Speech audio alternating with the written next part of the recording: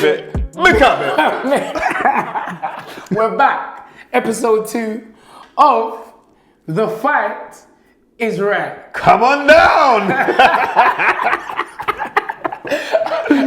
But I don't know how many weeks we're going to keep saying that, but I will say every week. Every week I'm saying it. No, as they say, long thing. This week, straight down to business. Look, man. The weekend. It was a hot weekend we had. We had a great fight. And it's fantastic that in the space of 2 weeks or a week in passing in 7 days that we've had 2 fight of the year candidates. You know what I mean? The week before, with Errol Spence and Sean Porter, excellent fight. One of the best welterweight fights I've seen in a very long time. That's true. But then to see a middleweight fight in Derevyanchenko versus Triple G, oh my word, what a fight, man! It's like we're going back to the golden age of boxing, where the middleweights and the welterweights. Yeah, we're the talk of the town. That was in the 80s. That's how it was in the 80s, and it seems like there is now. But as much as we say that, Floyd kind of took the money away from the heavyweights. When Floyd came, he did take the money from. But Floyd was just one man, and then we had Pacquiao fishing around. But but now, without a doubt, it is the welters and the middles that are the hot divisions. But we've got great fighters in every division now. But it is really hotting up, man. So let's talk about the fight. Listen, I want your expert opinion. Listen. First of all, who won the fight? It was a close fight. Because of the knockdown that Golovkin had in round 1, right? I could see why. And not only that, I think Golovkin is because of his success that he's had in his career, we're just expecting him to go out and... This is live TV. I don't watch that. Good. Yeah. Because of that, Ton, we're thinking we're just expecting to see Golovkin go in there and knock out a man. Yes. Go in there, knock out a man. Go in there, knock out a man. We have to remember, Golovkin's 37 years old now. That's right. And as you get older, you change your style of fighting. Yes. Golovkin hasn't really changed his style of fighting. Yes. And now that he's with Jonathan Banks as well, it's going to take at least 5 fights for them to adjust, you know? Question, do you think that was a good move on GGG's behalf? No. No, I don't. I really don't. You know what I mean? I do rate Jonathan Banks, right? But who is Jonathan Banks really? He hasn't. He worked with the Klitschko's, and he's always been the underhand to Manny Steward. Yes. So because he's been the underhand to Manny Steward, we're always looking and saying, well, you know what? He's picking up certain things. He must know something. So, correct me if I'm mistaken. Yeah. GGG started his career with Abel Sanchez. Is that correct? No, he never started his career with Abel Sanchez, but then he went out to America, and then I think he was a few fights in. But regardless of that, Abel Sanchez is the one that enabled him to get up to raise up to what he's doing. Yes. And Abel Sanchez is an aggressive type trainer. If we look at Terry Norris, how Terry Norris used to fight back in the day, the former WBC and IBF super welterweight or junior middleweight champion of the world. You know, we famously beat Sugar Ray Leonard in February 1990. February 1991 actually. I was gutted over that fight still because Leonard was old then, but I still rate Terry Norris. He's a great fighter. Right? But Abel Sanchez has his guys fighting aggressively. In a particular way. Right, in an aggressive style because he's saying they ain't gonna pay for skills. Yeah, not too dissimilar to Freddie Roach. No, exactly. It's the same thing. It's the same thing. He has these guys fighting very, very aggressive alpha male. That's how they fight. So do you think maybe age is catching up with Golovkin? You know what? I would say maybe so, you know, because... Go on. No, because I'm hearing he was ill. According to Eddie Hearn said... He was sick. He was sick. But then I listened to an interview by Tom Loeffler. Yep. And he said it wasn't that bad. It was just like a head cold. Right. But he was sick for the Kell Brook fight. And but I've noticed every time he don't perform right, he's sick. He's sick. This is what I'm trying to say. So is it just excuses? You know, or is it a fact? Is it a point where his age is really starting to show and him getting down to the weight is what is making him ill on fight week. Right. Because I remember watching him at the press conference on fight week for Kell Brook. He was drained. He did not look right. Yeah. And, you know, as I say, Tom Loeffler says it was a head code. So are we taking away the performance from Derevyanchenko and making excuses for... You know what, I'm not Golovkin? taking nothing away from Derevyanchenko. You know what, I really do feel sorry for him because last year he fights Danny Jacobs, right? Yes. And you got to remember, this guy at the time, he was like, that 12 fights going in for Danny Jacobs. Right. That's correct. Right, but he's just a tough Ukraine. He's just a very, very hard, brutal kind of fighter. Yes. And he's got skills, and not only that, he's got a lot of heart. Because when he got knocked, that was a serious knockdown. Like when Golovkin lines you up, you know, like he does that. He waits, he looks for the shot. Right hand, left hook on you. But how he got up and he was like end of the round as well, to the end of the round. He regrouped and he took Golovkin's best punches. And gave back. Gave back a lot of hard shots. The cut was... It was a bad cut, man. It was a bad cut. I mean, Derevyanchenko came onto my radar when he stopped Sam Solomon. It was a good win, you know. And because we trained with Sam. Sam was in the gym with us for years. And I'm like, this guy is a machine. He used to travel on the plane and be training on the plane. So I know any... Derevyanchenko? No, Solomon. Sam Solomon, no, different breed. Different, very... And prior to the Derevyanchenko, the only man to stop him was Mundane. Yeah. And so, you know, Derevyanchenko's only had 13 fights. I know. You know, and for him to put up this... But again, one thing I notice about the Ukrainians, the Russians and the Eastern Europe, they turn pro late. All of them turn pro late. They turn pro late. So really you're looking at guys who may have a few fights, but they're very experienced. Very, very experienced. But I'm saying, like, for me personally, for Golovkin, it's like, I've always respected Golovkin. But when people overly were gassing, he's up there with Marvin Hagler. I remember that too. Right, all of them, see, those things annoy me, you know? Right, they just annoy, that will annoy me. The marvelous. Yeah, come on, man, leave it out, right? But if I look at Golovkin and the things that he does things incredibly well. Yes. Like how he gauges range, or like he takes little short steps, and before you know it, he's right on top of you. And you're thinking like, I just got to back off, and like he's right on top of you, and you think, okay, and he's gonna try to come over the overhand right, and he go like he's gonna throw the overhand right, and he'll come downstairs with a left hook to the body. Yeah. And it's a hurtful left hook to the body, as we've seen. I've seen good fighters go over from left hooks from the body, like Matthew Macklin. I rate Matthew Macklin. He had Matthew Macklin over with a left. He's a very dangerous, rugged man. Very dangerous. So man. what next for GGG? You know what? I think he's struggling to make weight, and I think that he should move up. Now that he's on the zone. I just remembered. Yeah. Big up Billy Joe Saunders. Yeah, because I watched the preview prior to the fight, and Billy, the great Billy Joe Saunders, he said it. He said this fight is gonna take a lot out of Golovkin.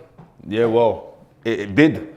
Now I'd like to see him move up and fight Billy Joe Saunders. Because Billy Joe Saunders is fighting next month, so that would be a good fight. That's on the undercard of KSI. KSI, your cousin. We're going to touch on that. We're touching on that. My cousin. It's your cousin, man.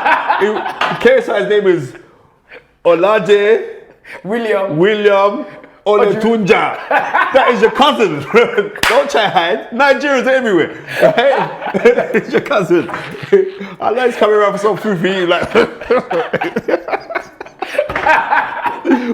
Alright, get back to the subject. No, wait, we're going to touch on KSI and Logan Paul. Yeah, but I'm telling you, I'd like to see Billy Joe go in there. I'd like to see Billy Joe and Golovkin next. After Billy Joe, hopefully he's successful, I'd like to see Billy Joe and Golovkin. That's the fight I want to see. What about Andrade?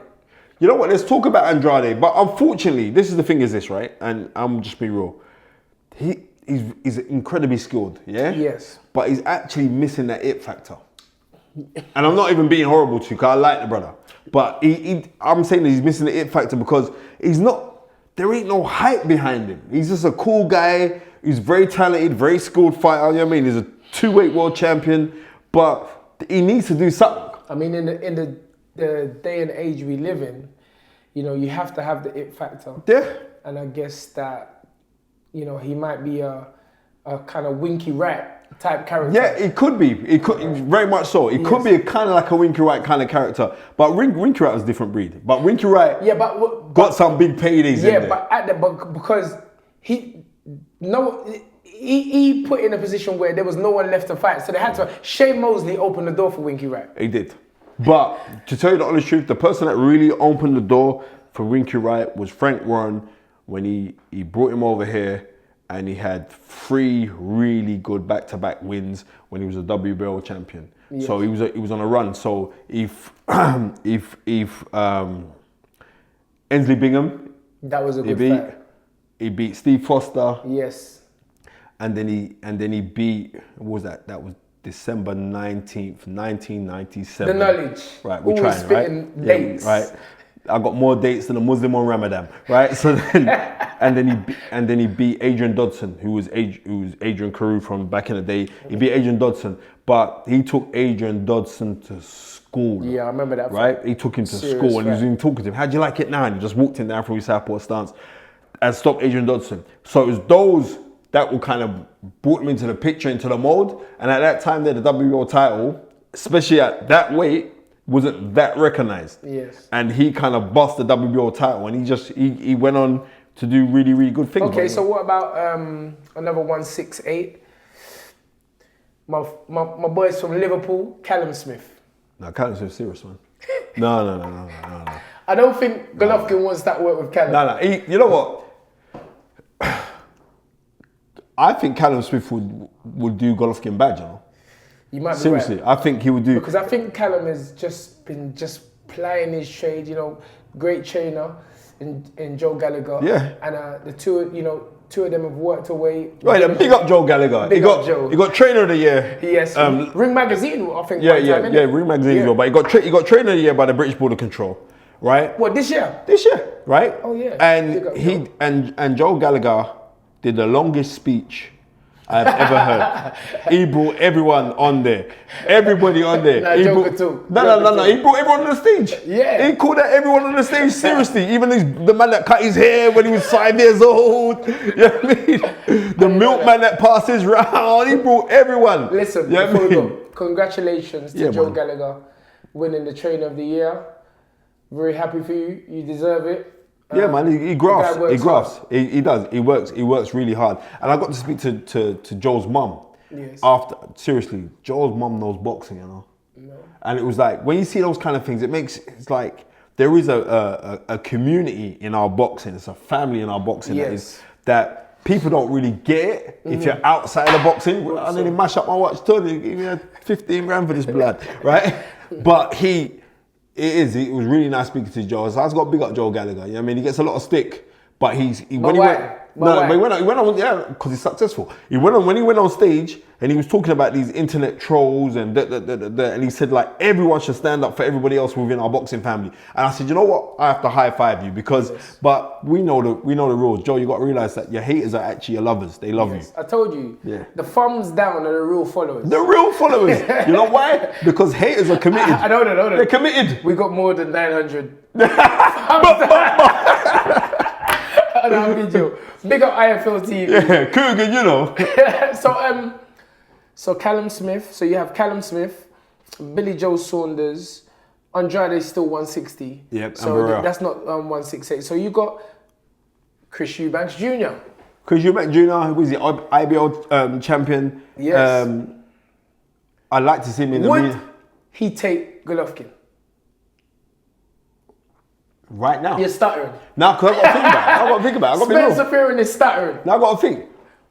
Would he take off of what performance? And this is no disrespect. I mean, your last time out, you beat a way past peak James Agill, right? Yes. Is that going to prepare you for, regardless how you look on, Golovkin's an animal, but he's an animal on the slide. Hold on. So it could be right time, That's right place. That's why this show is called The Fight Is Right. Come on down. Right. And you've heard me say it many times. Everything is timing. 100%. And what do you think? Do you think Eubank? How do you think Eubank would do against Golovkin? I think he'll beat him. Yeah? And I'm telling you, I'm going to give my reasons why. Eubank is young, hungry, a tremendous engine. He's got massive work rate. Tremendous work rate, great chin. From what I can see, I mean, I don't think he's been in there with a puncher like Golovkin, but